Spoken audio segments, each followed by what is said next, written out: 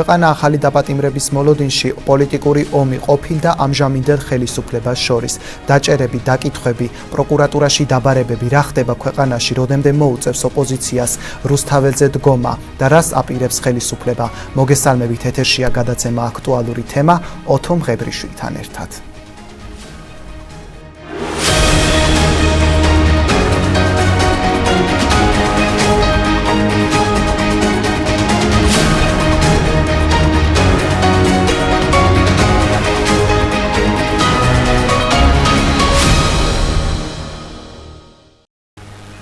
ჩვენი გადაცემის თემა პოლიტიკოსების მიმართ განხორციელებული რეპრესიები, აქტუალური თემის სტუმარია დროას წევრი მარიკა მიქიაშვილი.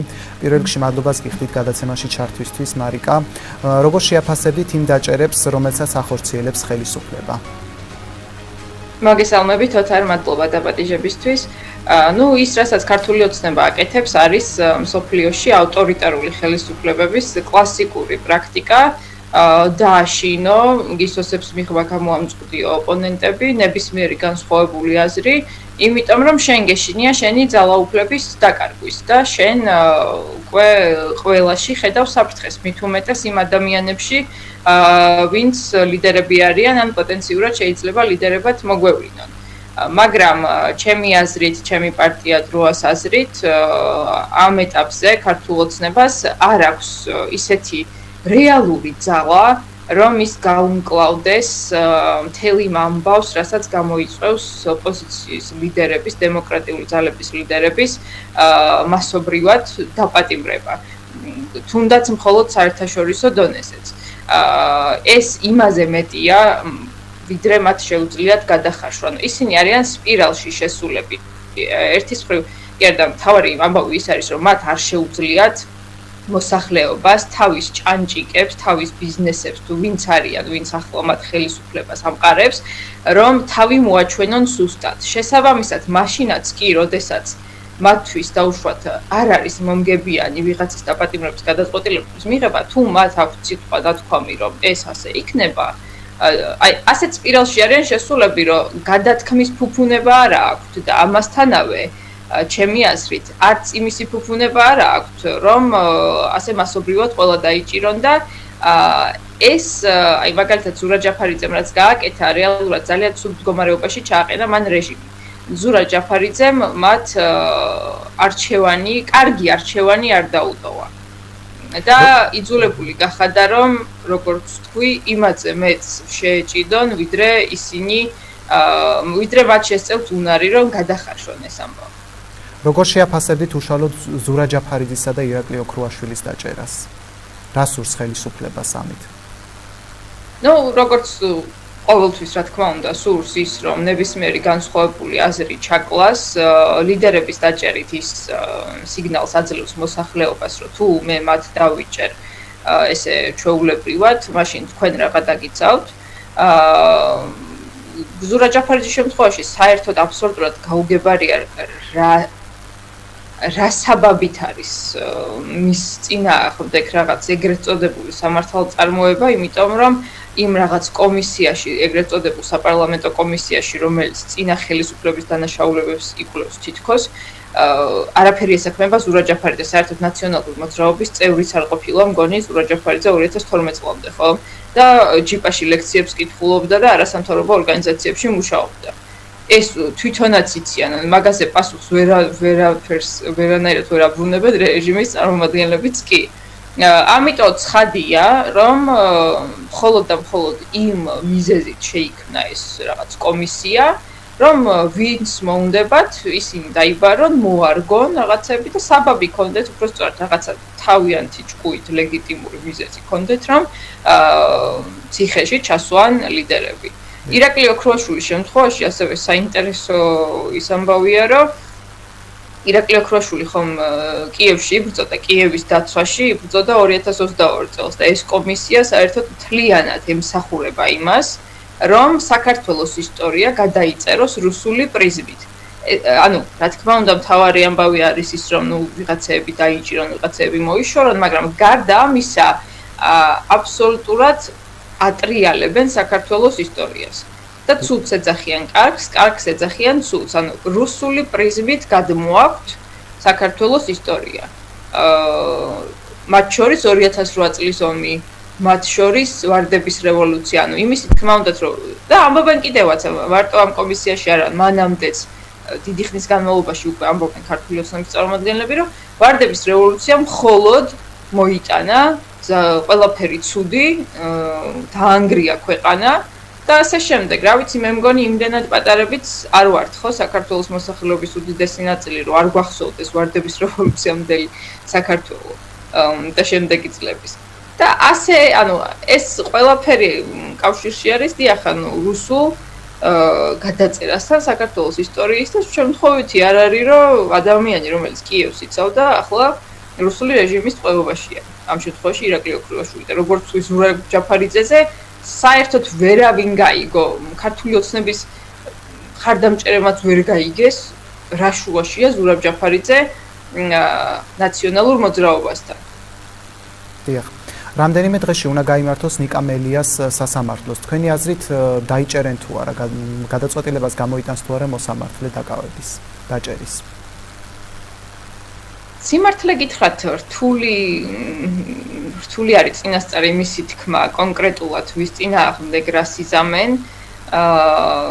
სავარაუდოდ დაიჭერენ ნიკა მელიასაც, შემდეგ ნიკა გვარამიასაც და ანუ სავარაუდოდ ყველას ვინც არ გადაიხადა გირაოს გადამხდელებშიც შესაძლოა რომ დაიჭირონ რამდენიმე მაინც თუ ყველა არა. მაგალითად, ბადრი ჯაფარიძე, მამუკა ხაზარაძე, გიორგი ვაშაძე, ეს გირაო ხო დროებით გათავისუფლებს და შემდეგ უკვე საბოლოო განაჩენი როცა იქნება, ისინი შეიძლება 1 წლამდე თავისუფლების აღკვეთის განაჩენს დაუქვემდებარონ. ჩემი აზრით, თუ რადგან ესეთი გეზი აიღო ქართულმა ოცნებამ, რაც ზურაბ ჯაფარიძის საქმეს გამოვლინდა, სავარაუდოდ კიდევ რამდენიმე ოპოზიციის დემოკრატიული ძალების ლიდერს დაიჭერენ. დიახ, შეიძლება ყველა არა ვნახოთ, მაგრამ ესეც მათი მხრიდან რაღაც თამაშია. ვის დაიჭერენ, ვის არ დაიჭერენ, სავარაუდოდ დიდ ნაწილს დაიჭერენ. დიახ. თვეები უკვე ოპოზიცია დგას ქუჩაში. თქვენ როგორ შეაფასებით მათ დგომას და დათმობს თუ არა ხელისუფლება რაიმე ნაბიჯს გადადგამს თუ არა უკან?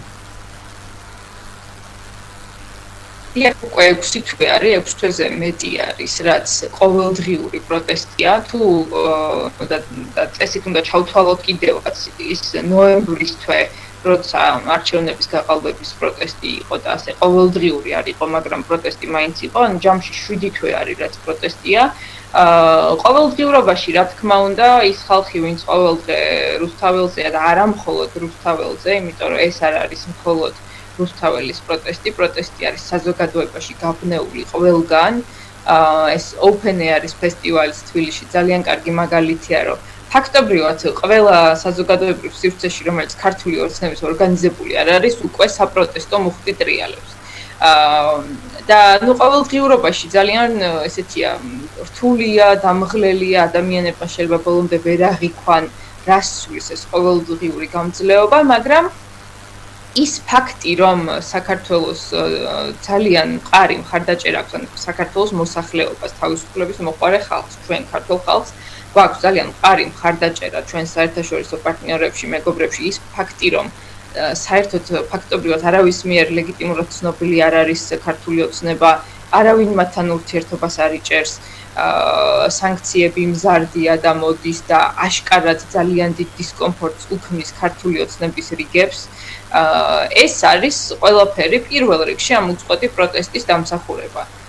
აბსოლუტურად არავინ ჩვენ მაგიერ თავს არ აიწკიებს და თავს არ შეიწუხებს და თუ ხედავს რომ ქართველი ხალხი აქ ეგუება დიქტატურას, შესაბამის ასე თუ ისე, ნორმალურ ურთიერთობას დაიჭერენ ალბათ ქართულ ოცნებასთან. რა თქმა უნდა, ევროკავშირში არავინ არ მიგვიღებს და ნორმალური ცხოვრების საშუალება არ გვექნება, მაგრამ ნელ-ნელა ალბათ გამარჯვებას ეწვიან ქართულ ოცნებას. მაგრამ თავარი ამბავი არის აქ ის, რომ ქართველი ხალხი არ ეგუება დიქტატურას და ამის შემდეგ მოდის უკვე ისიც, რომ ჩვენი პარტნიორების ინტერესში არ არის ავტოკრატული საქართველო. მარკო რუბიომ, სახელმწიფო მდივანმა ამერიკის რამდენიმე დღის წინ ზუსტად ჯო ვილსონის, კონგრესმენ ჯო ვილსონის კითხვაზე პასუხად თქვა, რომ ჩვენ გავარკვევთ არის თუ არა ამერიკის ინტერესშიო, მსოფლიოს ამ მნიშვნელოვან ნაწილში ანტიამერიკული მთავრობის ყოფნაო და თუ არ არისო, და რაც უფრო რიტორიკული შეკითხვაა, ხო, რა თქმა უნდა, არ არის მათ ინტერესში ანტიამერიკული მთავრობის ყოფნა. მსოფლიოს ამ მნიშვნელოვან ნაწილში განსაკუთრებით. თუ არ არისო ჩვენ ინტერესშიო, შესაბამის ზომებს მივიღებთო. ანუ მნიშვნელოვანი არის ვიცოდეთ რა. ხო, თუ ქართველი ხალხის პროტესტი არ იქნება, აქ ძალით დემოკრატია ვინმე დაამყაროს, რაღაც ცოტა წარმოუდგენელია, მაგრამ რადგან ხედავენ ქართველი ხალხის მუდმივ დაუღალავ ბრძოლას, პლუს ამას ემატება ის ფაქტორი, რომ საქართველოს არ აქვს თვითმყოფადი ეკონომიკური რესურსი დიქტატურის. რითიც განსხვავდებით მაგალითად აზერბაიჯანისგან. ხშირად ქართულ ოცნებას უნდა ხოლმე რომ გააიგივოს, აი აზერბაიჯანს თუ ყველა საგარეო ამოცანის მიღწევა შეუძლია დიქტატურის პირობებში, რატომ არ შეგვიძლიაო ჩვენო? და ამბობენ რომ საბოლოო ჯამში აი მორჩება პროტესტი და შემდეგ დაულაგდებით. დაულაგდებით, რა ვიცი ხა შეიძლება ხო სამიტებზე გამარჯობა უთხრან და რაღაც ელემენტარული, იმიტომ რომ სოფლიო შეკავშირებულია და ბოლო-ბოლო რა ვიცი თქმის ყველასთან აქვს კონტაქტები ხო ლიდერებს. ასეთი დაალაგებით შეიძლება ხო გამარჯვების დონეზე დაალაგდნენ, მაგრამ ევროინტეგრაცია არ გვექნება, დაცულები არ ვიქნებით, კანონის უზენაესობა არ გვექნება. ეს ყველაფერი აისახება ადამიანების ჯიბეზე, ხო, შემოსავალზე, სამართალზე, ის რომ შენ არ გეშინია და ყუილად ვიღაცა არ დაგიჭერს და მე რა ვიცი ციხეში არ მოკლავენ და შენი შული შიმშილით არ მოკვდება, ეს ყველაფერი არის ევროინტეგრაციაზე გადის საქართველოსთვის და საქართველოს არ აქვს თვითმყოფადი ეკონომიკური რესურსი დიქტატურის დამყარების. მაგალითად აზერბაიჯანს ხომ აქვს ნავთობი. აზერბაიჯანს აქვს ფუფუნება იმის, რომ თვითონ როგორც უნდა ისეთი საგარეო პოლიტიკა აწარმოოს. საქართველოს შემთხვევაში ასე რადგან არ არის, აქ დიქტატურას აუცილებლად ზურგი უნდა გაუმაგრონ სხვა დიქტატურებმა. ანუ რუსეთის ზურგის, ჩინეთის ზურგის, ირანის ზურგის გარეშე საქართველოში დიქტატურა უბრალოდ ვერ იქნება, იმიტომ რომ ეს არ არის ქართველი ხალხის ნება, იმიტომ რომ დიქტატურას აქვს აქ თავისი ეკონომიკური ზურგი არ აქვს. ამიტომ ამერიკა როცა ამბობს, რომ ჩვენ ინტერესში ანტიამერიკული მთავრობა აქ არ არისო, ანუ საქართველოში, აბსოლუტურად მართალია, იმიტომ რომ საქართველოში მთავრობა ანტიამერიკული მხოლოდ მაშინ შეიძლება იყოს, თუ არ არის დემოკრატიული და არადემოკრატიულ მთავრობას საქართველოში მხოლოდ და მხოლოდ რუსული, ჩინური, ირანული და სხვა ავტოკრატული მხარდაჭერით შეუძლია არსებობა ქართველი ხალხის ნების წინააღმდეგ, ხო? ამიტომ ეს ქართველი ხალხის პროტესტი არის აბსოლუტურად გადამწყვეტი მნიშვნელობის და ამას ემატება, რა თქმა უნდა, შემდეგ ის, რომ არავის ინტერესში საქართველოში ავტოკრატია არ არის. ანუ, კი, ქართულ ოცნებას შეიძლება იმის იმედი ქონდეს, რომ ვიღაცეები ხელს ჩამოართმევენ საქართველოში თუ პროტესტი მორჩა, მაგრამ ეს იქნება, რა ვიცი, ვიღაცეები ანუ ესე იმით რატო ვართ ბედნიერი და მადლიერი, რომ გამარჯვებას ეწყვიან ვიღაცეები და უბრალოდ აქ რაღაცა შეიძლება საერთაშორისო ტრაფიკინგზე და რაღაცეებზე მსოფლიო საჭირო რაღაცებზე ელემენტარულ დონეზე რაღაცა კომუნიკაცია სატელეფონო კონდეთ ქართულ ოცნებასთან. ეს გვინდა, ეს არის ჩვენი ეროვნული არჩევანი, ხო არ არის? ანუ ამით ხო არ ვიქნებით ბედნიერები არა, რომ საქართველო რაღაც უბრალოდ არსებობს რუკაზე. თუმცა სამწუხაროდ ქართული ოცნების მთელი იდეოლოგია, ლოგიკა არის ეს აი პოსტსაბჭოთა და საბჭოთა აი განსაზღვრება ერის და დამოუკიდებლობის. მე ამას ვეძახი ეთნოგრაფიულ ნაციონალს. ანუ შენ მარტო იმითი რო ხარ ბედნიერი, რომ ხინკალი გაქვს, ჩოხა გაქვს, ქართული ენა გაქვს, ისიც ან გიქნება ან არა, იმიტომ რომ ერთხელ უკვე რუსეთმა ცადა ქართული ენის წარწმება. ერთხელ კი არა, ორჯერ ცადა. მე-19 საუკუნეში ილია ჭავჭავაძემ და თერგდალებულებმა გადაარჩინეს და 1978 წელს ხალხმა გადაარჩინა, ხო, 14 აპრილს ქართული ენა. ნუ ხინკალი, ჩოხა, დროშა და ეს არის მათთვის საკმარისი დამოუკიდებლობა. ასეთი დამოუკიდებლობა რუსეთში აქვთ ხალხებს. ჩრდილო კავკასიის ხალხებსაც აქვთ, ციმბირში ხალხებსაც აქვთ, რაღაცა თავის ეთნიკურ ნიშას ინარჩუნებენ. ამითი არის ქართული ოცნება ბედნიერი. ეს არის მათთვის საკმარისი ერისთვის და ერატყოფნისთვის. მე მგონი ამისთვის არ უსწვიათ ჩვენ წინაპრებს და ამისთვის არ გვიომია მთელი ის უამრავი საუკუნე, რაც ვართ ქართველები, რომ მადლიერები ვიყოთ მხოლოდ ამ ყველაფრით. და ეს კარგად აისახება, დიახ, ქართული ოცნების იდეოლოგიაში, აი ბიძინა ივანიშვილმა თავიდან როცა მოვიდნენ ხელისუფლებაში, პირდაპირ ეს თქვა, რომ ქართული ცივილიზაციის ყველაზე დიდი მიღწევა არის სუფრავ. სუფრასთან ძალიან დიდი ბოდიში, რა თქმა უნდა, ძალიან მნიშვნელოვანი ნაწილია ქართული ცივილიზაციის, მაგრამ როცა ვეფხისტყაოსანი გაქვს, მაგალითად, პირველი საქრისტიანოში პირველი ისეთი მართველი მონარქი ქალი საქართველოში რო იყო, ეს ყველაფერი რანაირად შეიძლება თქვა, რომ მხოლოდ სუფრა არის ყველაზე დიდი მიღწევა საქართველოსი და ეს ზუსტად თანხვედრაშია იმ რუსულ გაგებასთან ქართველობის, რომ ჭამას მას იმღერა და ეს არის ქართველობა, დანარჩენი პოლიტიკური დამოუკიდებლობა ქართველს არ ჭირდება და არც უფლება აქვს ამის. დიახ. Rodemde მოუწევს ოპოზიციას დგომა რუსთაველზე. ქართული ოცნება ამბობს, რომ თქვენ ამ შემთხვევაში ოპოზიციას მხარდამჭერები არ ყავთ. თქვენ რას ფიქრობთ ამასთან დაკავშირებით და როგორ აფასებთ მათ აზრს? მხარდამჭერები თუ ვინმეს არ ყავს, გამოდის, რომ ქართული ოცნება, იმიტომ რომ 6 თვეა, 7 თვეა ყოველდღე არის პროტესტი და ერთი კონტრაქცია ვერ გააკეთეს კი არა, 14 დეკემბერი იყო თუ როცა იყო, ნაძვის ხე ვერ აანთეს. ანუ სპეცრაზმი მოიყვანეს ათასობით ადამიანი, რომ ნაძვის ხე აენთოთ, რომელსაც არავინ არ ერჩოდა პროტესტანტებიდან, ხალხიდან, ნაძვის ხეს არავინ არ ერჩოდა, მაგრამ თვითონ გაიხადეს ეს რაღაც ღირსების საკითხი, რომ ნაძვის ხე აენთოთ და ისეთ დაორგანიზებითაც კი ვერ მოიყვანეს ხალხი, რაღაც სიპებით, აიპებით და ასე შემდეგ, მაშინაც ვერ მოიყვანეს ხალხი და საბოლოო ჯამში სპეცრაზმის დახმარებითაც კი ისა ხელისუფლებამ ვერ აანთო ნაძვის ხე. რანაირად შეიძლება ეს კომიკური სიტუაცია ასახავდეს ლეგიტიმურ ხელისუფლებას. და ჩემი აზრით, მათ რომ შესწევდეთ უნარი, ესე მხარდამჭერების მობილიზების, აქამდე მილიონ კონტრაქციას გააკეთებდნენ უკვე. რა თქმა უნდა, ქართულ ოცნებას რა ვიღაცა მხარდამჭერები რა თქმა უნდა ყავს. მაგრამ ეს არ არის ისეთი დარაზმული ხალხი, ისეთი ენთუზიაზმით მობილიზებული ხალხი, რომ ქართული ოცნების დაძახილზე რაღაც ესე გააკეთოდა. სხვათა შორის მაგიტო ვარ ხოლმე ძალიან გაღიზიანებული, როცა ზოგი მავნებლობით და ზოგი უბრალოდ ისე დაუფიქრებლობით გულუწყვილობით ამბობს, რომ რაღაც სამოქალაქო ომი შეიძლება მოდიოდეს.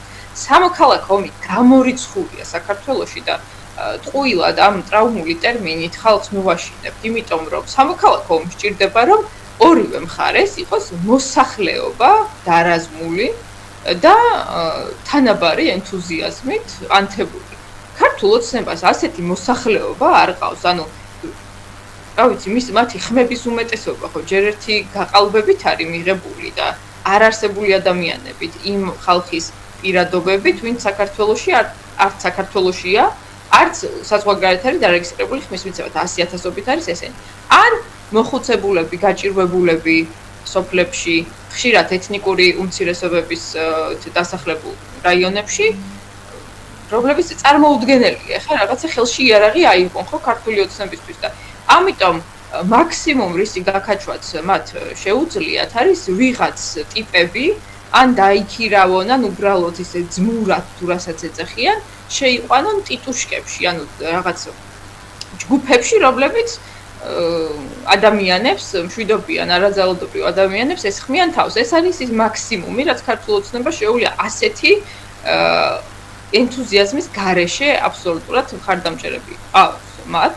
გარდა ვიღაც ტიპებისა, ვინც ძალიან გადაბმულები არიან ქართული ოცნების ფინანსურ მანქანაზე და ფინანსური და პირადი ინტერესი აქვთ. პირადი ინტერესი აქვთ ამ ხელისუფლების შენარჩუნების. მე ვერ ხედავ ზოგადად ხალხში, მოსახლეობაში, მათ ესეთ უხურვალე მხარდაჭერას. რაც შეეხება როდემდე უნდა იყოს დემოკრატიული ძალები გარეთ, როდემდე უნდა იყოს ხალხი გარეთ, იქამდე სანამ საჭიროა გამარჯვებისთვის. ჩვენ ასეთი სიტუაცია, ასეთი მაგალითი ჩვენს რეგიონში და ესე სხვა ერებში, აი პოსტსაბჭოთა ქვეყნებში, აღმოსავლეთ ევროპაში არ გვაქვს. ანუ იქ სადაც ხალხის ესეთი გამოღვიძება მომხდარა ხელისუფლებები სხვანაირად მოქცეულან. აი მაგალითად უკრაინაში 2014 წელს მაიდნის დროს ხელისუფლებამ დაუპირისპირა სნაიპერებით ყუები და დახოცა ხალხი, ხო, საკმაოდ ბევრი ხალხი დახოცა მაშინ იანუკოვიჩმა. აქ ქართული ოცნება ეგრე არ იქცევა. ნაწილობრივ ალბათ იმიტომ, რომ კრემლმა გაუზიარა ის გაკვეთილები, რაც მათ შეეშალათ იქ იანუკოვიჩს და ნაწილობრივ, იმიტომ რომ საქართველო პატარა ქვეყანაა და ადამიანების ხოცვა აქ ისე მალე მოუტრიალდებათ. ძალიან ცუდად, რომ შეიძლება თვალის დახამხამება და ბარგის ჩალაგება ვერ მოასწრონ, ხო? მაგრამ აი იმისი კომბინაცია, რომ ხელისუფლება არის ძალიან სასტიკი, ძალიან მალე ამყარებს დიქტატურას, ერთ-ერთმა ექსპერტმა განაცხადა უცხოელმა, რომ არ ახსენდება ასე სწრაფად საკანონმდებლო დონეზე დამყარებული დიქტატურა არსად. Ну, რაღაცა კვირების და საათების საერთოდ განმავლობაში ახალ-ახალ კანონებს იღებენ და ამტკიცებენ. მართლა ეგრეა, მაგრამ ასე იმდენი ჭკუა ყოფნით, რომ სხვერპლით არ დაასრულონ ეს ამბები, მაგრამ იქაც შემთხვევითობაზე არის ძალიან ბევრი რამ დამოკიდებული. მაკაჩიხლაძე, გურამ როგავა, ძალიან ბევრი შემთხვევით გადარჩა საერთოდ. იმ თავდასხმებს, რაც მათზე განახორციელეს და ლევან იოსელიანმაც კი სახალხო დამცველმა თქვა, რომ ასეთი დაზიანებებით, რაც აქვთ ნაცემ დემონსტრანტებს და თითქმის ყველა დაკავებული ძალიან ნაცემი იყო, ну, აუცილებლად მიგვიყვანს რომელიმე შემთხვევით ფატალურ შედეგამდე თუნდაც, ხო? მაგრამ, ну, ჯერჯერობით ეს მადლობა უფალს ეს შედეგი არ დამდგარა. და ასეთი გაწელილი სიტუაცია გვაქვს, რომ ხალხი არ ეგუება, ხალხი განებებას არ აპირებს, გაწელილი სიტუაცია ერთის მხრივ, იმიტომ რომ ხო, ხელისუფლება ესეთ აბსოლუტურ რადიკალურ წითელ ხაზებს არ აბიჯებს, ამავდროულად ხალხი არ ეგუება, სანქციები არის, მაგრამ ისეთი ერთიანი და რაღაც აბსოლუტურად ერთიანი და ესეთი რომ ერთ ღამეში ქართული ოცნების ყველა ჭანჭიკი დაასრულოს, ეგეთი არ არის და ნუ ვერც იქნება, არ მოქმედებს ეს საერთაშორისო სისტემა და აი ესეთი გაწელილი პროცესი გვაქვს. ესეთი გაწელილი პროცესი, იმიტომ რომ ერთის მხრივ ერთი მხარე დაუშვათ რაღაც ბოლომდე წითელ ხაზებს არ უყვეთს და ჭკუას ხმარობს ამაში და მეორეს მხრივ, იმიტომ რომ მეორე მხარე არ ნებდება ჩვენს რეგიონში არ გვაქვს და ჩვენ ამ მხრივ ვართ უპრეცედენტო.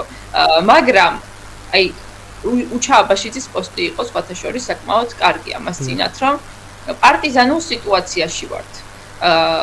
იმიტომ რომ ასე გამოკვეთილი ლიდერი არ გვყავს, მაგრამ ეს მაინც და მაინც ცუდი არ არის, იმიტომ რომ გამოკვეთილი ლიდერი, გამოკვეთილი გეგმა, გამარჯვების მზა, რეცეპტი რომ გქონდეს, ეგ ხო ქართულ ოცნებასაც ეცოდინებოდა და ზუსტად ეცოდინებოდა სად დაგვარტყას, რა აღკვეთოს, რა გააკეთოს, ვინ დააზიანოს და ახლა უბრალოდ არ იცის მან რა სად დაგვარტყას, რა დააზიანოს და არ იცის საიდან მოდის ის წინააღმდეგობის კერები, რაც აუცილებლად მოდის და მოდის. ანუ პარტიზანულ სიტუაცია, პარტიზანულ ბრძოლაში სიტუაცია ძალიან ნელა მიდის. აი ყოველდღიურობაში შენ შეიძლება ვერ დაღიქვამდე, რომ აი ამას რა აზრი აქვს, ამას რო ვაკეთებ რა, მაგრამ საბოლოო ჯამში სურათი იქნება ისეთი, რომ ქართული ოცნების მხარდამჭერების რიგები მცირდება, ისინი არიან დისკომფორტში, ჩვენ ვართ კიდევ უფრო ხმამაღალი, კიდევ უფრო გაფართოებულები. და ქართული ოცნების კონსოლიდაცია კი არის ძალიან საშიში, იმიტომ რომ ძალიან ბევრი შეიძლება დააზიანონ და იმედია, რომ ფატალური შედეგით არ დაასრულებენ ამ ყველაფერს. მაგრამ ამავდროულად ისინი თავიანთ ჭანჭიკებს ბევრს აწენინებენ, იმიტომ რომ არავის არ ენდობიან, იმიტომ რომ სანქციები შიშია, ბევრს სურს სანქციებიდან თავის არიდება და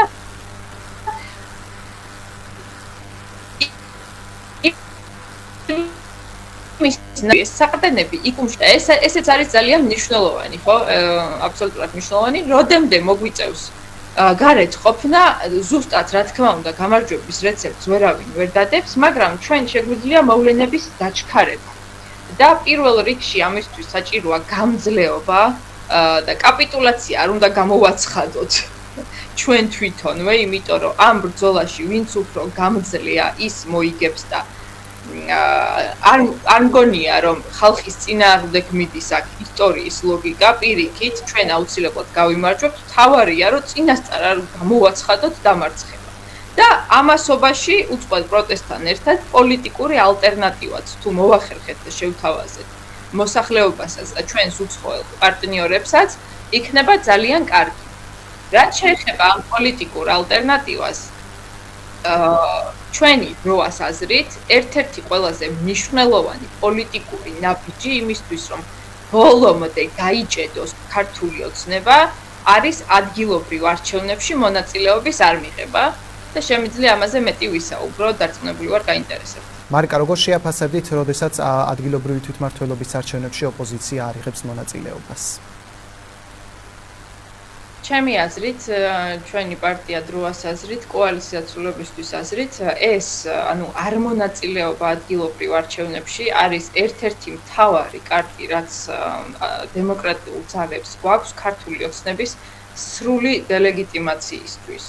ამის შემდეგ მათ რაღაც პოლიტიკური კარტი არჩევათ და ესეც არის ერთ-ერთი სიტუაცია, როცა იმაზე მეტთან გამკლავება უწევთ, ვიდრე გამკლავების თავი და რესურსი აქვთ. ხშირად ამბობენ ხოლმე, რომ არ მონაწილეობა არის პარტიებისთვის ჩიხი, ან რა ვუყოთ ადგილობრივ პარტიულ ორგანოებს და სტრუქტურებს, ხო, მაგრამ რეალურად პირიქით მონაწილეობა არის ჩიხი. იმიტომ რომ დავუშვათ მივიღეთ მონაწილეობა. პირველ რიგში რას ვეუბნებით ხალხს?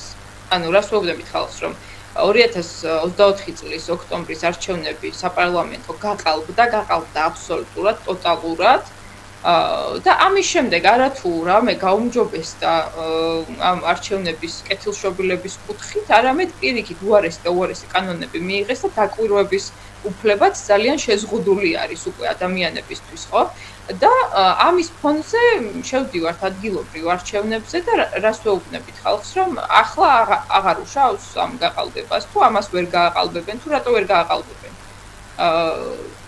თანაც გავითვალისწინოთ, რომ სრული მობილიზება იყო მოსახლეობის საპარლამენტო არჩევნებში და ეს გაყალბება მაინც მოახერხა ქართულმა ოცნებამ, ახლა აქტივობაც აღარ იქნება მოსახლეობაში მაგდენი, როგორ უნდა ვუთხრათ მოსახლეობას, რომ ახლა რა მექანიზმით ვიცავთ შედეგს, თუ რა მექანიზმით დებთ გამარჯვებას. ხალხი უბრალოდ არ მოვა ამ არჩევნებზე. და პლუს ამას ქართულ ოცნებას მივცემთ ლეგიტიმაციას. მათ სურთ, რომ ახლა უცხოელების თვალში, საერთაშორისო ლეგიტიმაციის თვალში თქვან, რომ მიიღო ეს ამ პარტიებმა მონაწილეობა, მორჩა აღიარეს ჩემი ჩატარებული არჩევნები და ეს უკვე მათი პრობლემაა, რომ უკმაყოფილოები არიან. არჩევნების მეორე დღეს, რა თქმა უნდა, ისევ და ისევ პარტიებმა უნდა ვთქვათ და ვიტყვით, რომ გაყალბდა, არ ჩატარდა ისე, როგორც საჭირო იყო და რა მარაზმია, ხო? წინასწარ ვიცით, რომ გაყალბებუში შევდივართ და მერე ან ხალხს რას ვეუბნებით, ან უცხოელ პარტნიორებს რას ვეუბნებით. ან 2021 წელს ადგილობრივი ხელისუფლების ორგანოებში საკმაო რაოდენობა რომ მიიღო ოპოზიციამ მანდატების, ამან დარწმუნებული ვარ ძალიან ბევრი კეთილსინდისიერი ადამიანი არის საკრებულოებში, მაგრამ ხო ვერ გააჩერა კონსოლიდაცია რა ავტოკრატიის ქვეყანაში. ეს მაგალითიც გვაქვს და ბოდიშ გიხდით? ხო, ქართულ ოცნებას სურს, რომ აბსოლუტურად გაანულოს ოპოზიცია შიგნითაც და გარეთაც, მორალურადაც და სათქმელი რომ აღარაფერი არ დავრჩეს. მესმის, რომ ძალიან რთული არის პარტიებისთვის პარტიულ სტრუქტურაზე, ადგილობრივზე უარის თქმა და ძალიან დიდი ზიანი ადგებათ პარტიებს, მაგრამ ეროვნული მისია, გადარჩენის მისია ბევრად უფრო მნიშვნელოვანია, ხო, რა თქმა უნდა და თან მაქსიმუმ რაღაც ძალიან პატარა ვადით გადაავადონ ამ პარტიებმა ლიკვიდაცია თუ აკრძალვა თუ ყველაფერი ის, რასაც ქართული ოცნება მათ უპირებს. იმიტომ რომ ქართული ოცნება ყველაფერს გააკეთებს პარტიების წინააღმდეგ, რაც მოესურვება და ჩერჩილს აქვს ესეთი გამოთქმა, რომ თქვენ შეგეძლოთ აგერჩიათო, სირცხულსა და წინააღმდეგობას შორისო და ახლა სირცხულსაც მიიღებთო და თქვენ წინააღმდეგ მაინც აწარმოებენ ომს. ესეთ სიტუაციაში აღმოჩნდებიან პარტიები. რაც, ჩემი აზრით, არ უნდა დაუშვათ. სხვათაშორის ნიკო მანაგაძის სტუდენტი აქტივისტის პოსტი იყო დღეს დილას, რომ იმ შემთხვევაში თუ კი არ გააყალბებდა ოცნება ოქტომბრის საპარლამენტო არჩევნებს და ამასთანავე ოპოზიცია წააგებდა, შემდეგ ის ფიქრობდა, განიხილავდა, რომ ქუთაისში, მშობლიურ ქალაქში ეყარა კენჭი ინდივიდუალურ კანდიდატად ადგილობრივზე. და მასთან მივიდნენ ქართული ოცნების წარმომადგენლები, ახლა რამდენიმე თვის წინ, რამდენიმე კვირის წინ და უთხრეს, რომ არაფერი არ გევალებაო, ის იყავი ვინც ხარო, უბრალოდ კანდიდატურა დააყენე ადგილობრივზეო და გაჩუქებთ მანდატსო. ანუ იხვეწება ქართული ოცნება, სხვებისგანაც გამიგია სხვათა შორის, რომ კადრებს ეძებენ ადგილობრივისთვის, იხვეწება ქართული ოცნება ლეგიტიმაციას ამარჩევნებს. და საერთაშორისო შეფასებებში თუ აქამდე კონკურენტული მაინც ეწერა ხოლმე არჩევნებში იმ გაგებით, რომ ბიულეტენზე რამდენიმე ძალა წერია, ახლა ძალიან ბევრ მუნიციპალიტეტში და მანაგაძეც ამას აღნიშნავს, ძალიან ბევრ მუნიციპალიტეტში საერთოდ მარტოები იქნებიან ბიულეტენზე, იმიტომ რომ ის პარტიები, ვინც გადიან გირჩი თუ ალდინგო თუ ვინც არიან, მათ არ აქვთ ესეთი პარტიული ინფრასტრუქტურა ყველა მუნიციპალიტეტში, ხო, მაქსიმუმ რაღაც დიდ ქალაქებში, რამდენიმე დიდ ქალაქში და მარტო როცა იქნებიან ბიულეტენზე, ეს საერთაშორისო თვალსაზრისით აბსოლუტური კრახია. აბსოლუტურად არალეგიტიმური ხარ და პლუს ქართული ოცნების ამომრჩევლებისთვისაც რაღაც კომუნიზმია სრული, ხო? კომუნისტების შემდეგ ერთი მარტო არავინ არ დარჩენილო ბიულეტენზე. ამიტომ ისინი იხვეწებიან ლეგიტიმაციას და ჩვენ მათ რატო უნდა მივცეთ ლეგიტიმაცია? და მათ, როდესაც კარტები აღარ დარჩებათ, როდესაც იქნებიან აბსოლუტურ წნეხში, შიგნიდანაც და გარედანაც, იძულებულები გახდებიან, რომ საბოლოო ჯამში ჩანიშნონ ეს არჩევნები ჩვენი პირობებით. იმიტომ რომ როგორ ვთქვათ, მიუხედავად იმისა, რომ ამ წუთას ჩვენთვის ძალიან მძიმე პირობებია ემოციურად, მატერიალურად და ასე შემდეგ. ქართული ოცნება დიქტატურას ქვეყანაში მაინც დაამყარებდა და მათი ოპტიმალური ვერსია იქნებოდა შემდეგი 10 წლის განმავლობაში ნელ-ნელა დამყარება დიქტატურის ბაყაყის ნელი ხარშვა, რასაც წინა 12 წელი ისედაც აკეთებდნენ. და კარგი ამ სიტუაციაში ის არის, რომ ყველაფრის მოსწრება უწევთ ძალიან სწრაფად მიმდინარე კრიზისის ფონზე და ეს სისწრაფე მათ აიძულებთ, რომ დაუშვან შეცდომები, გაანაწყენონ ძალიან ბევრი თავისიანი და ეს მათი შეცდომები და მათი წყენები არის ჩვენთვის შესაძლებლობები, ხო? ზუსტად ესეთი არის ადგილობრივზე არ გასვლაც, რაც ჩემი აზრით, ჩემი პარტია დროას აზრით, ანუ ჩვენი პარტია დროას აზრით, რომელსაც მე წარმოვადგენ და კოალიცია ცვლილებისთვის აზრით, არის აბსოლუტურად მნიშვნელოვანი. ოპოზიცია არ იღებს მონაწილეობას ადგილობრივი თვითმმართველობის არჩევნებში. ხომ მართლით რომ რეიტინგი შეიძლება დაკარგოს ოპოზიციამ ხალხში? იმედი მაქვს, რომ არავინ მიიღებს მონაწილეობას, ჯერ ბოლომდე ცხადი არ არის, მაგალითად გახარიას პარტიიდან არის გზავნილები, რომ შეიძლება მიიღონ მონაწილეობა და ნიკო მანაგაძის პოსტში ეწერა, რომ მის ინფორმაციით დღეს აპირებს გახარიას პარტია ამის გამოცხადებას მონაწილეობის. ჩემი აზრით პირიქით ოპოზიციის რეიტინგი დაიწევს და აბსოლუტურად განულდება ოპოზიციის იმიჯი მონაწილეობის შემთხვევაში თვითმმართველობის. იმიტომ რომ ჯერ ერთი არ შეიძლება იმ ადამიანებს უღალატო, ვინც მართლა მთელ რესურსს დებენ ადამიანურს, ემოციურს, დროის, ნერვების, ფინანსების დაყადაღებულია ხალხი. არ შეიძლება ამათ მთელ მათ ძალისხმევაზე რაღაც უარი თქვა თუ შეაფურთხო თუ რაც არის და უცებ ლეგიტიმაცია მიანიჭო რეჟიმს და არ შეიძლება იყო ისეთი არათანმიმდევრული, რომ ამბობდნენ, რომ არჩევნებმა ქვეყანაში აზრი დაკარგა და ახლა უბრალოდ არჩევნებში იღებ მონაწილეობას.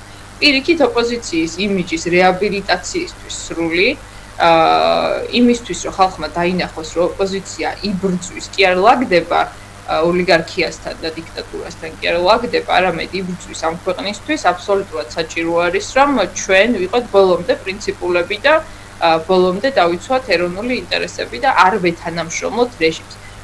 აქამდე რითი იგებდა ქართული ოცნება ყოველთვის შიგნითაც და გარეთაც, რომ ყოველთვის ტოვებდა იმ სივრცეს, თითქოს ის იყო ევროპული ძალა, თითქოს ის იყო დემოკრატიული ძალა, რაღაც დემოკრატიულობანას და ევროპულობანას თამაშით, ძალიან ბევრს აუხვია თვალი შიგნითაც და გარეთაც.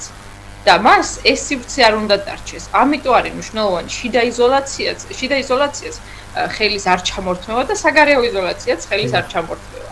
ამიტომ არის რომ სადაც კი ვიღაცას, ავიცი, სადმე 3 წზე იპოვიან და მიახტებიან და ერთი წამით ხელს ჩამოართმევენ, მათი პროპაგანდა გირს რო გავს, რომ არ იქა ლეგიტიმაცია. და ისიც ძალიან სასაცილოა სხვათაშორის, რომ რომის პაპის ახალი რომის პაპის არჩევას, ძველი რომის პაპის დაკრძალვაზე დასწრებას და ამ ყველაფერს ლამის ლეგიტიმაციის გარანტიად რო იყენებენ, არა და ძალიან კარგად ვიცით, როგორც მუშაობს მათი პროპაგანდა საერთოდ ერეტიკოსებად მიიჩნევენ კათოლიკეებს, პაპი ფრანცისკე თბილისში ჩამოსული რო იყო, ყველაფერი იქნეს, რომ ხალხს ბილეთები ვერ ეყიდა მოედანზე, არ მახსოვს რომელ მოედანზე იყო, მგონი მიხეილ მესხის სტადიონზე, რომ ხალხს პაპი ვერ ენახა და ახლა უცებ რაღაც ვატიკანი გახდა ყაველაშვილის ლეგიტიმაციის წყარო. მარიკა, სალომე ზურაბიშვილმა რუსთაველზე განაცხადა, რომ შვითიანი პროტესტების ფონზე გამარჯვებულები არიან დღეს. თქვენ როგორ შეაფასებით მის განცხადებას? ეს კონკრეტული ასპექტი მისი განცხადების, რა თქმა უნდა, იყო ხალხის გამხნევების ემოციური ასპექტი იმისა, რომ ჩვენი საკუთარი თავების კიდევ უფრო ვირწმუნოთ და არ ჩავარდეთ დეპრესიაში თუ პესიმიზმში, რომ რადგან ჩვენ ყოველდღიურად ვერ აღვიქვამთ თუ რამხელა წვლილი გვაქვს რეჟიმის დამარცხებაში, ამიტომ არაფერი არ ხდება და ამიტომ რეჟიმი არ დამარცხდება. პირიქით, ანუ ჩვენ უნდა საკუთარ თავს შემოვუძახოთ და დავაფასოთ ის მიღწევები, რაც უკვე გვაქვს. მათ შორის ის, რომ კაცობრიობის ისტორიაში ასეთი ამ ხელა დროის ამბავში ყოველდღიური პროტესტი ძალიან იშვიათია თუ საერთოდ არის. ამას წინა თუ კითხე ხელოვნურ ინტელექტს ინტერნეტში რა ახსენდება ესეთი 6 თვიანი ყოველდღიური პროტესტი და ხელოვნურმა ინტელექტმა მიპასუხა, რომ ყოველდღიური ამდენი ხნის განმავლობაში არ ახსენდება. ყოფილა პროტესტები, რომელიც დიდხანს გრძელდება, მაგრამ ასეთი ყოველდღიური არ აქვს შინაარსი და ხასიათი. და ჩემი აზრით ამას უსვამდა ხაზს პრეზიდენტი საკმაოდ ლეგიტიმურად და ამაში ვეთანხმები. მაგრამ პრეზიდენტის გზავნილი მთავარი არის არა ის, რომ უკვე გამარჯვებულები ვართ, რაც არასწორად გამოიტანა ბევრმა ჩემი აზრით.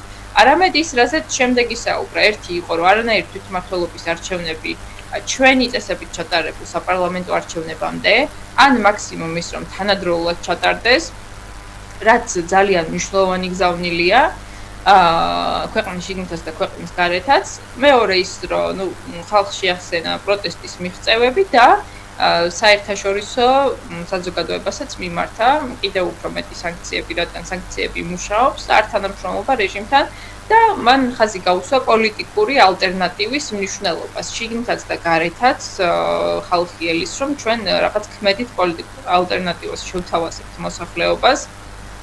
და მართალია პრეზიდენტი იმაში და ეს ყველას გვაქვს ამისი ახმა, რომ არც ერთი ცალკე აღებული პარტია არ არის ძლიერი იმისთვის, რომ ერთპიროვნულად იყოს ალტერნატივა, ამიტომ შეიქმნა წინააღმდეგობის პლატფორმა პრეზიდენტის, რომლის კარიც ყველასთვის ღიაა და ჩვენ უკვე დაახლოებით თვენახევარია, რაც მუშაობთ და დიდი იმედი გვაქვს, რომ შემოგვიერთებიან დანარჩენი ძალებიც და ერთიანად განსაკუთრებით საზღვარგარეთ დიდი ხანია ელიან ერთობას პრეზიდენტის, ასე ვთქვათ, ფრთის ქვეშ. როგორ შეაფასებით რუსთაველზე ძალოვანი უწყებების მიერ დარღვევებს? ეს არის აბსოლუტური ბელორუსული, რუსული სცენარი, ადამიანების წამება მინივენებში, ქუჩაში. არ ვიცი უბრალოდ ადამიანურ ენაზე რანაირად უნდა შეაფასო. ეს არის ადამიანების მასობრივი წამება. და კი, ექსპერტები ხშირად ადარებენ ზუსტად მეთოდებს და ყველაფერს ბელარუსს. ბელარუსში იყო ზუსტად მინივენებში წამება და ასე შემდეგ, ტელეფონების წართმევა, ტელეფონების გატეხვა, მუქარები, და 2021 წლიდან ოფიციალურად ბელარუსის KGB-ს ის არის პარტნიორი სუსი. ბელარუსში ჯერაც KGB ქვია უსაფრთხოების ორგანოებს. ამიტომ რას ცვლიან ერთმანეთთან, მე მგონი გასაგებია, ხო? ნუ გარდა ამისა აბსოლუტურად არაქართული ყველაფერი, ანუ ქალების მიმართ გაუპატიურების მუხარები, ოჯახის წევრების გაუპატიურების მუხარები რა არ მოისმინეს იქ ადამიანებმა. დღესაც არის მუხარები. რამდენად შედის ქართულ ვაჟკაცურ თუ იმ სტილში, რასაც ქართული ოცნება ქადაგებს, რომ ისინი იცავენ ქართველობას, კაცობას, ოჯახის სიწმინდეს, თურმე გოგოებს, უმწეო არაძალადობრივ მშვიდობიან გოგოებს, ვისაც აქციაზე იპოვი, გაუპატიურებით უნდა დაემუქროს სპეცრაზმელები. ან კაცი საუბრობდა, რომ გავიგებთო შენ საცხოვრებო, შენ მისამართს გავიგებთო და შენ ცოლ-შვილს გავაუპატიურებთო. ანუ დღესაც არის დამუქრება აქციის მონაწილეების მიმართ, ხო? დღეს სავარაუდოდ არის, რა თქმა უნდა, მაგრამ ასეთი მასობრივი სიტუაციურად ვერ იქნება, იმიტომ რომ ისეთი მასობრივი აქციები და ესეთი ცხელი ფაზა პროტესტის ამ ეტაპზე არ არის, მაგრამ აუცილებლად პერიოდულად გამეორდება და მეორდება კიდევაც და გაკეთილშობილებისკენ ეს რეჟიმი ნამდვილად არ წავა. მარიკა, როგორ შეაფასებდით? დიახ, ბრძანეთ. დიახ, ამიტომ ყველაფერს უარეს და უარეს უნდა ველოდოთ მათგან. დიახ. როგორ შეაფასებდით ამერიკის მიერ სანქციებს ქართული ოცნების წევრების მიმართ? რა საფრთხეს მოუტანს მათ? სანქციები ამერიკულ და მით უმეტეს მეგობარ აქტს თუ მიიღებენ, თუ კი არა, როცა მიიღებენ, იმიტომ რომ ეს უბრალოდ დროის ამბავია, იმიტომ რომ არავის ეჭვიარეპარება რომ მეგობარი აქტი მიღებული იქნება. მით უმეტეს საერთოდ სისტემურად მთლიანად ქართული ოცნების მექანიზმს დაედება სანქცია. ეს ძალიან დიდი პრობლემაა. ძალიან დიდი პრობლემაა ქართული ოცნებისთვის.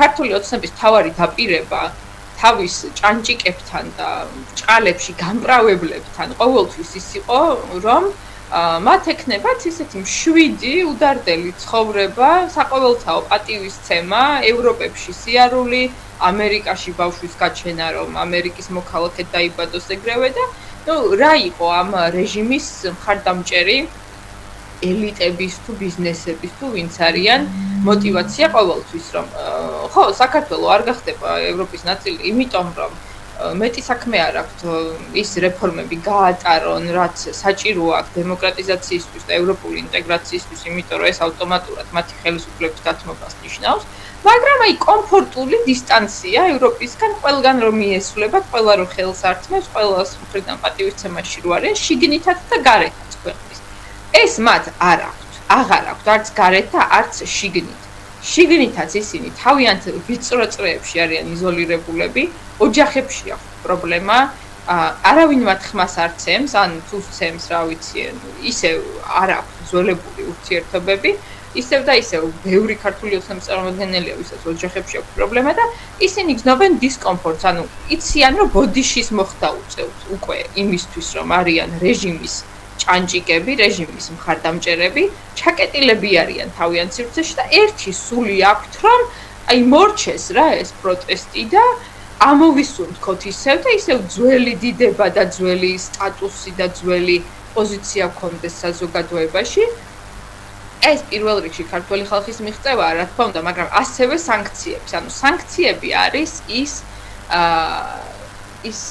მექანიზმი რაც რეჟიმის კონსოლიდაციას ხელს უშლის და მათ ამ ჭანჭიკებს აცლის ეს ყველაფერი სოციალური გარიყვა არის ძალიან მნიშვნელოვანი და დიახ მთავარ დანაპირებს ვერ ასრულებს რეჟიმი რომ დაიცავს თავის ჭანჭიკებს მათ შორის სანქციების კუთხითაც რამდენი ხანი ქართული ოცნება არ წმდებდა თავის წევრებს რომ ბატონი ბიძინა ყველასთან ყველაფერს დაალაგებდა და არსად არასდროს პასუხისგება არ მოუწევდათ იმ ყველაფრისთვის რასაც საქართველოში აკეთებენ და ნელ-ნელა ვხედავთ რომ ვერაფერსაც ვერ ალაგებენ ვერავისაც ვერ იცავენ საკუთარ თავებსაც ვერ იცავენ არათუ თავიანთ დაქვემდებარებაში მყოფებს და უბრალოდ ქართული ოცნება ავადებს რაღაც ცდილობენ, რომ გადაავადონ და გადაავადონ ის კრახი, რაც მათ მოელით.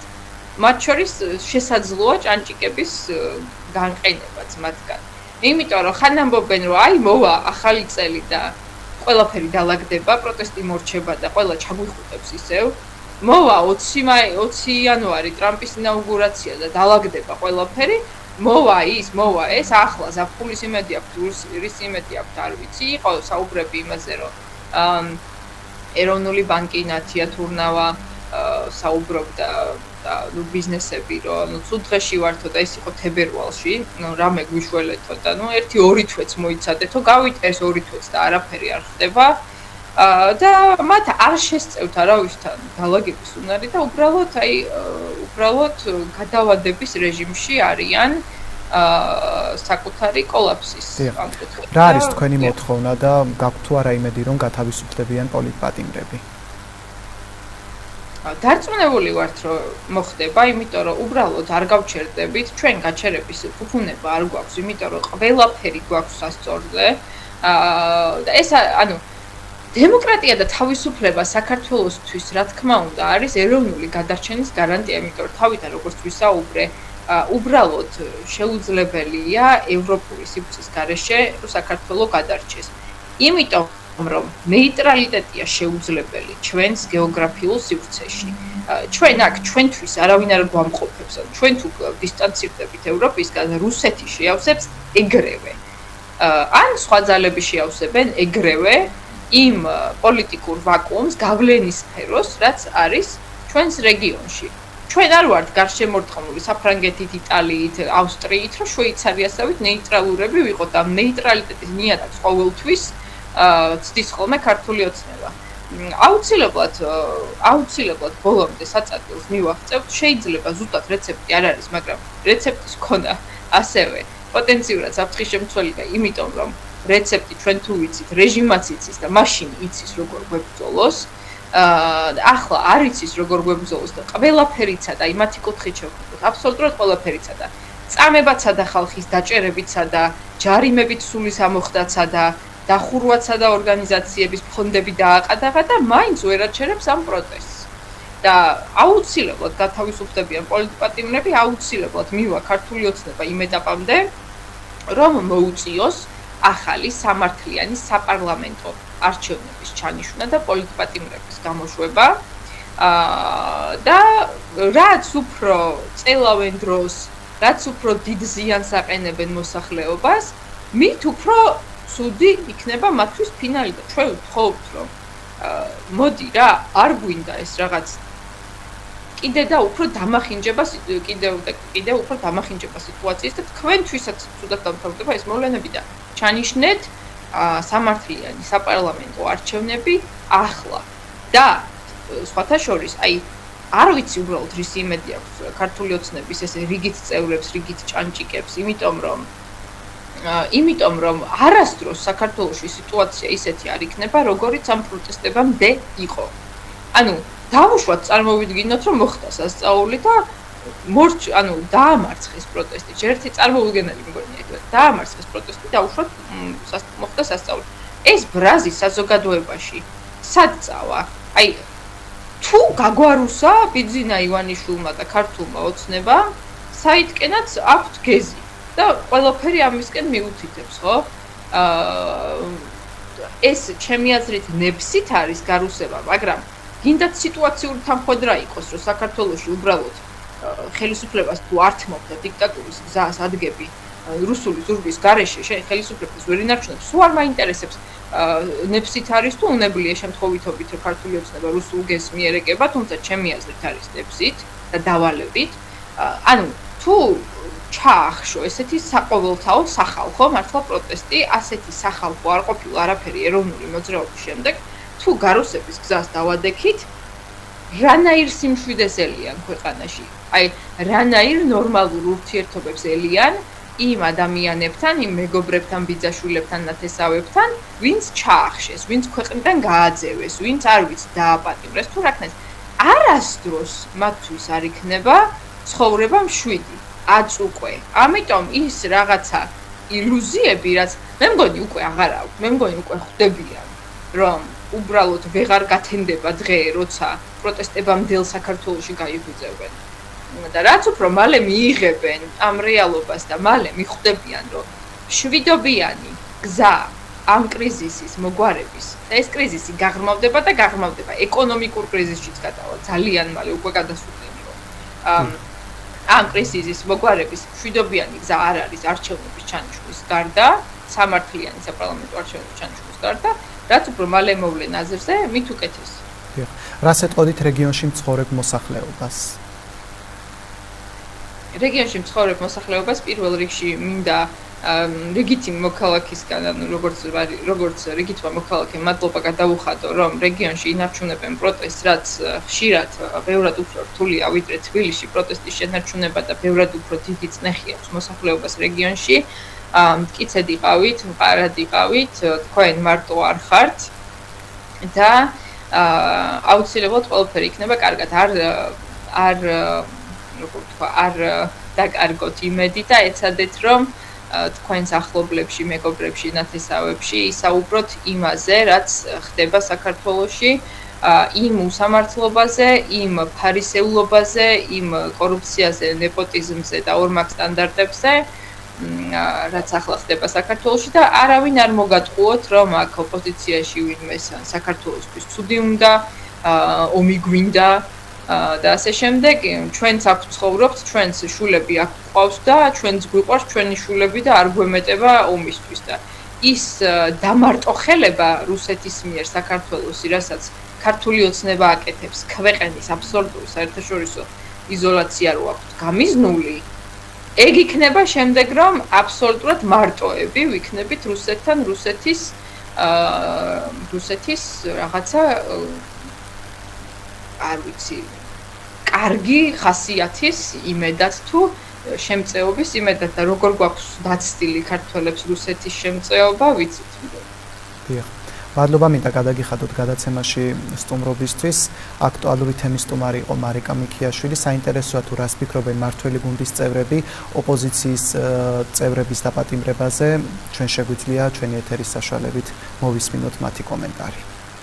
ვერ ჩამოყალიბდნენ, ანუ ერთი ჯგუფი ეს ოზიოზური ოპოზიციისა, რადიკალური ოპოზიციისა, მათ ზოგიერთ წარმომადგენელი გირაოს იხდის, ზოგისა არ იხდის, ზოგი სასამართლოს ტომაზე უნდობლობას უცხადეს სასამართლო, ზოგი არ უცხადებს, კომისიაზე არ მიდიან. იმ კომისიაზე მივიდნენ და თუ მართლები არიან, თქვა თავის სათქმელი იქ არავინ თობს არ ესვეს არავის. აქედან გამომდინარე ორმაგი სამართალი ვერ იმუშავებს. სამართლიანობა ნიშნავს იმას, რომ კანონი უნდა იყოს ყველასთვის კანონი. ქართულმა ოცნებმა მოვიპოვეთ საკანონმდებლო უმრავლესობა პარლამენტში. და იმ კანონების აბუჩა თამგდები ნამდვილად უნდა დაისაჯოს. და საერთოდ ეხლა მე არ მესმის არავისი კაცი როდესაც არღვევს კანონს და თან ერკვევა და ამას თulis რომ მე ეს მაპატიე და არ მაინტერესებს და აი ამ კუთხით უდგება ნამდვილად უნდა დაისაჯოს. თორე მე არავის ციხეში ჩაჯდომა არ მინდა. ესენი არიან სულ გაყიდული ხალხი, რომელიც ფინანსირდებიან უცხოეთიდან. უცხოეთში არის ერთი ორგანიზაცია, რომელიც არაჩანს ფაქტიურად, მაგრამ მე გეტყოდით, რომ ეს არის დიფცეიტი, რომელსაც უნდა ომი. ჩვენი გადაცემის თემა იყო პოლიტიკოსების მიმართ განხორციელებული რეპრესიები. აქტუალური თემა ამით დასრულებულია. მაყურებელს კი მშვიდობიან საღამოს უსურვებ. შევხვდებით პარასკევს 20 საათზე აქტუალური თემებითა და სტუმრებით.